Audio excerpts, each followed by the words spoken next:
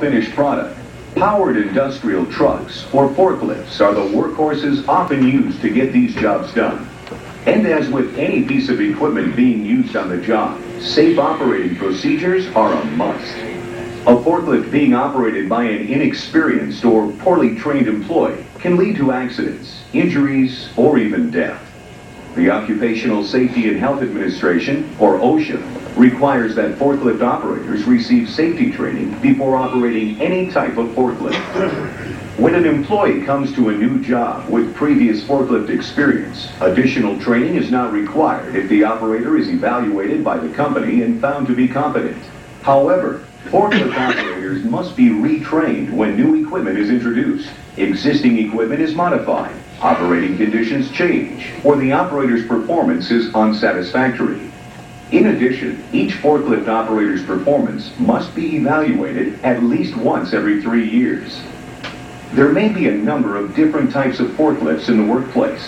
Having untrained operators can create hazards. Falling loads caused by overloading, unbalanced loads, or improper loading. Loads stacked too high, obstructing the operator's view.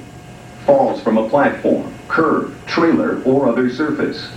Forklifts operating too fast. And improper maintenance. This program is intended to help you qualify as an authorized forklift operator at your company. Proper forklift training is very important because you as the operator are not only responsible for yourself, your cargo, the forklift, but you're also responsible for everyone around you. And the machine that you're operating is a very expensive, very heavy piece of machinery, and you should treat it with respect and caution. Before operating any forklift, you must become familiar with the location and function of the controls, the location and operation of the power plant, steering and maneuvering, visibility, inspection and maintenance, and other general operating functions.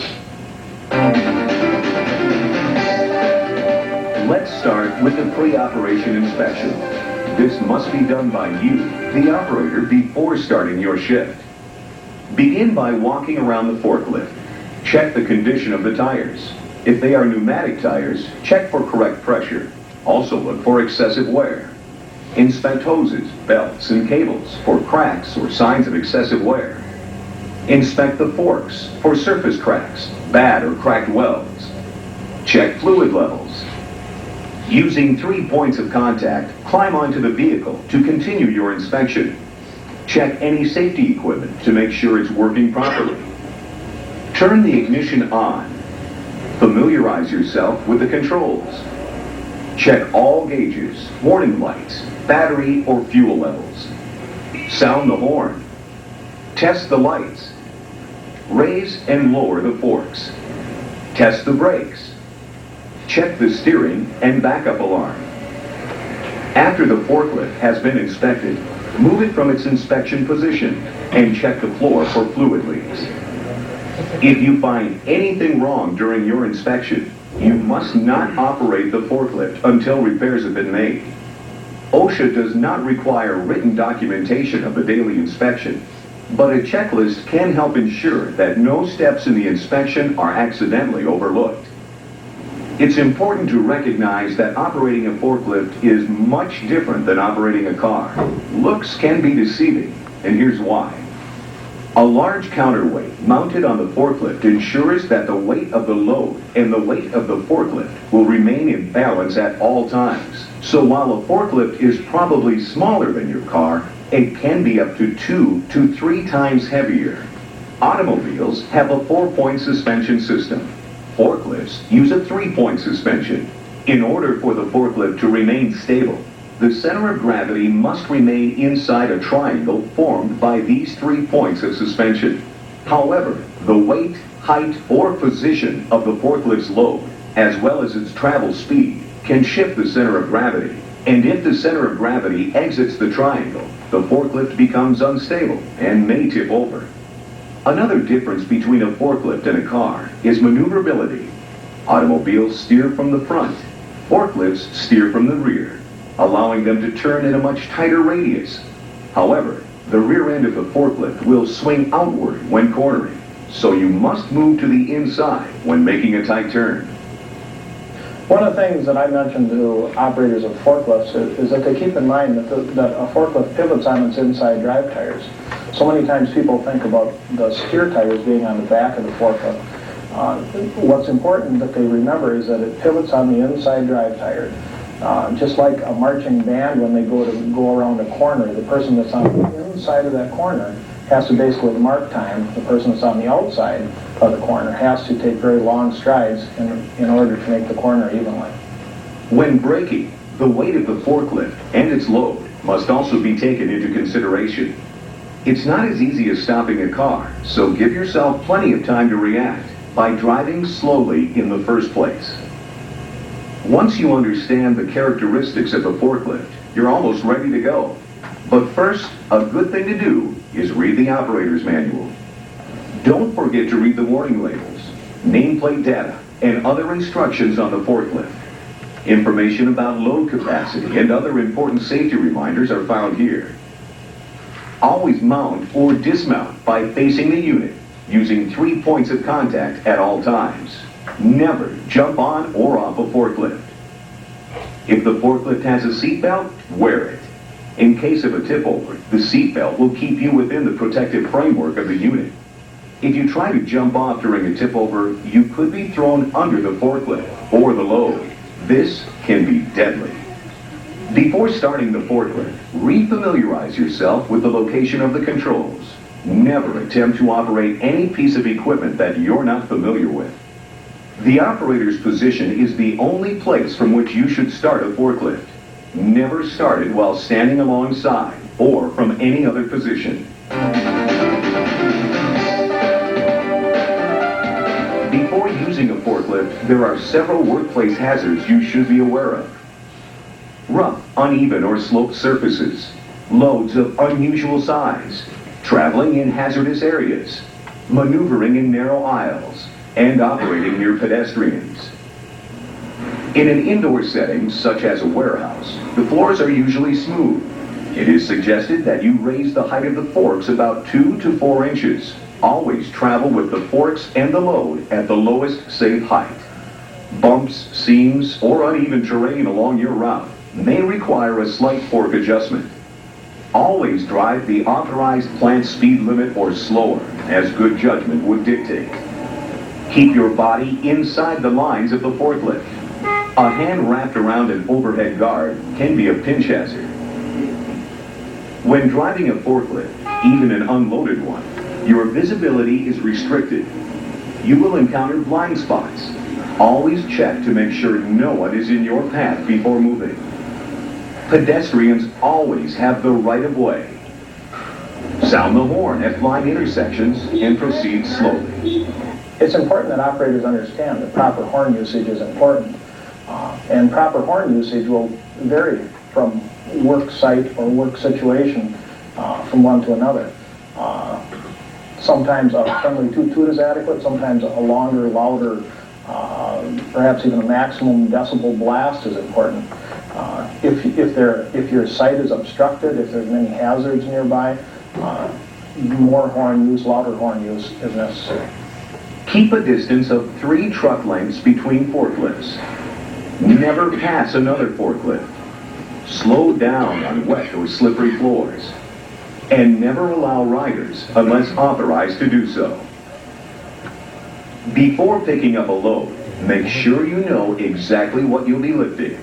When determining the center of gravity, there's a big difference between a load of paper and a heavy off-center item like a boat. Make sure the load does not exceed the capacity of the forklift. The capacity is listed on the identification plate and in the operator's manual. Check to see that the load is balanced and secure. If the load will have to be raised, check for overhead obstructions. There must be sufficient headroom under overhead installations such as lights, pipes, or sprinkler systems. The fork should be centered to evenly distribute the weight of the load. Next, drop the forks to the floor and slowly position them under the load, driving forward until the load is resting against the mast. Tilt the load back slightly, then lift. The forklift should be completely stopped before the load is raised or lowered. Back out slowly to clear racks or other obstacles. Then lower the load to the safe traveling height, about 2 to 4 inches off the floor. Never travel with the load raised, or raise the load to see under it while moving. Use a smooth sweeping motion when turning the steering wheel. Remember that when accelerating, turning corners or braking, the forklift's center of gravity will shift. Always travel at a slow, controlled speed. Going too fast can cause the load to spill or the forklift to tip over. If the load is large and blocks your view, travel in reverse. When placing the load, the operator should stop the forklift in front of the desired location. Slowly raise the load to the required height. One important point: never allow anyone to walk under a raised load. Position the load for placement and then tilt the load forward to level it. Lower the load. It must be placed square and straight. Once it's settled, back up slowly. Do not turn the forklift or change the fork height until you are certain that the forks are clear of the pallet. Also, remember to look for pedestrians or other obstacles before backing. If working with unusually shaped loads, you must be aware of any special stacking requirements before you pick up the load. Never drive into an elevator, truck, trailer, or rail car unless authorized to do so. Remember, forklifts are extremely heavy, and you must make sure the floor will support the weight of the unit. Make sure the dock plate is secure and in good condition. During the loading or unloading process, repeated crossings may cause it to shift. Remember to check it often. Check the floor for loose, missing, or broken planks. If it looks unsafe, don't drive in. Another important consideration is how well the trailer or rail car is secured. Many forklift operators have been injured or killed when the vehicle moved away from the loading dock at the same moment that the forklift entered it. It is your responsibility to make sure the vehicle has been properly secured before attempting to load or unload it. All wheel chocks should be in place. If a dock lock or other restraint is present, make sure it's engaged. If the tractor is not attached, check for jacks in front of the trailer. Don't rely on the landing gear alone. Also note that there may be damaged floor planks under an existing load. Therefore, you must exercise extreme caution when unloading. Ramps or inclines pose special problems for forklifts.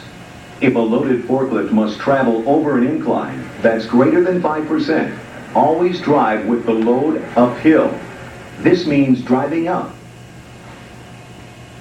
and backing down. When traveling with an unloaded forklift, always drive with the forks downhill, backing up the ramp and driving down it. There will be times when you need to leave the forklift unattended. In these cases, the forks should be lowered to the ground, the controls put in neutral, the power shut off, and the brakes set. If you're parked on an incline, chock the wheels. Be courteous to your coworkers. Never park a forklift near pedestrian walkways, stairways, or in front of a fire exit.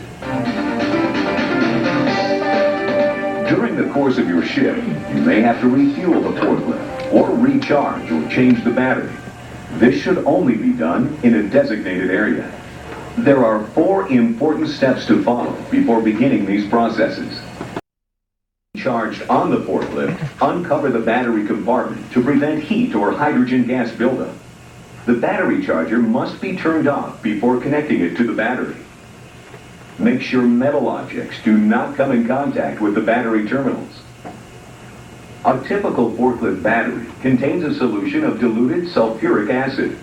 This battery-grade acid solution is approximately 30% sulfuric acid and 70% water. Because the acid in a forklift battery is already watered down, occasionally adding water poses minimal hazards when the correct precautions are taken.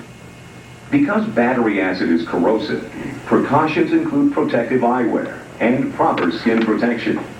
The addition of water to concentrated sulfuric acid creates a heated reaction to such a degree that the act of diluting concentrated sulfuric acid must be carried out in a controlled environment where the risk of explosion is minimized.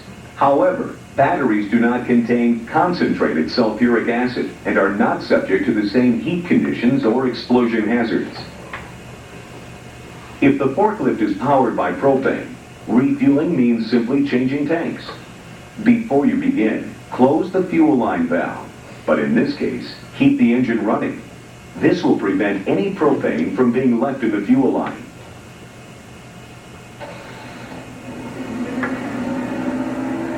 Carefully remove the empty tank. If propane comes in contact with your skin, it can freeze it in an instant. Next, check the valve and seals. If there's a leak in the system, you should be able to smell the propane. If a leak is detected, remove the forklift from use until it can be repaired. Propane tanks should be stored in an open area to prevent leaking gas from accumulating. Propane is heavier than air and will settle to the ground. Escaped propane is a potential fire hazard. When fueling a gas or diesel unit, make sure you're using the proper fuel. Always turn the engine off. Do not overfill the tank. Replace the fuel cap before starting the engine. If fuel is spilled, follow proper safety procedures for cleaning it up. If you find any problems with the forklift during the refueling or recharging process, the unit must be repaired before returning it to service. If you're using a forklift outdoors or at a construction site, you're bound to encounter rough, uneven terrain. Pneumatic tires are used on these forklifts because they are more forgiving, making the unit easier to handle. This helps increase safety and stability. Walk-along units, such as motorized hand trucks or pallet trucks, should always be operated at a normal walking pace. When picking up a load, the unit should come to a stop too. When entering an elevator or a confined area, always put the load end forward. Some units may be designed to include a rider. If so, a standing platform must be in place. When using a high-lift unit, you must always wear proper fall protection equipment. A safety platform must be firmly secured to the lifting carriage and/or forks. An overhead guard must be in place to protect you from falling objects or other overhead hazards. If you're on the raised platform, you must be able to turn the power off from your location. Never travel with the operator or the load raised. If using a two-person unit, communication between the operator and the person in the lift must be maintained at all times. Forklifts. They are our industry's workhorses, moving, storing, stacking, and loading everything from raw materials to finished product. As a forklift operator, you must always keep one goal in mind: the safe, efficient operation of your unit.